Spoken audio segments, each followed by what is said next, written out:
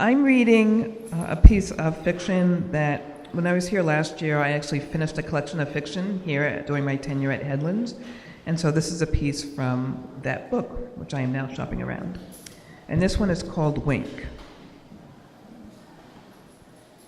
1. She inserted the syringe, aspirated her despondent layers. August 5th, her 35th birthday, a suitable date for a night out. Such a heavy day, traffic fumes wafting up 30 stories to envelop her rooftop perch. The fumes reminded her of the nauseating smell of the cool, windy gas used to put her under for eye operations. 2. No more than 6, and already household familiar with the hospital's starch environs, conversant with its medical terminology. Crossed eyes and silent film flicker sight she'd had, giving it little weight until the autumn afternoon she'd taken a double-visioned tumble between the first and second landings. She'd run down the hallway without incident, but then the varnished newel post had rolled out 2 blurry staircases, and she'd been chasing Sable, the schnauzer, and hadn't time to make her usual careful study, choosing the phantom flight. The new apricot carpet from Gimbel's had been laid out on the second landing, but not as yet on this first, so she'd slid and bounced off the naked wooden treads with such surprise and outrage that she didn't make a peep going down. 3. She sat on the grainy rooftop sill, her back to the traffic, horns and whistles distant. Her head pitched back, her eyes snapped up, probing upwards only to touch bottom, light and curiosity boomeranging against their shiny surfaces, rending the bolt of tentacles around her mind. 4. Coming to rest on the landing with the grooved tiles, the one where she was forever making crayon rubbings, she remained in a knotted heap, measuring whether she felt pain enough to cry. It seemed prudent not to move until she could make this determination.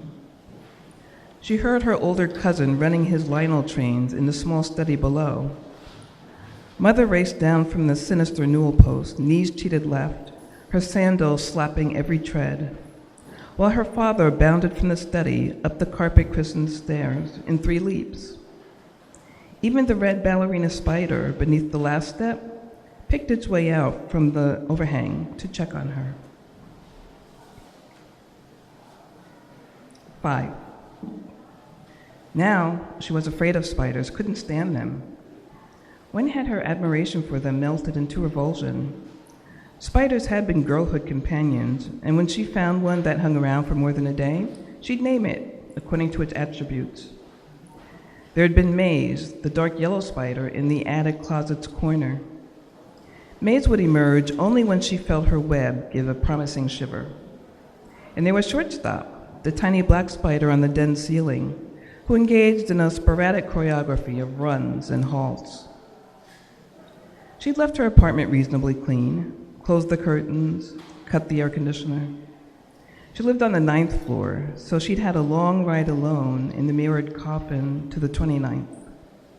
She imagined that the sweetness exploding into her veins tasted like Sunday afternoon banana fritters. 6.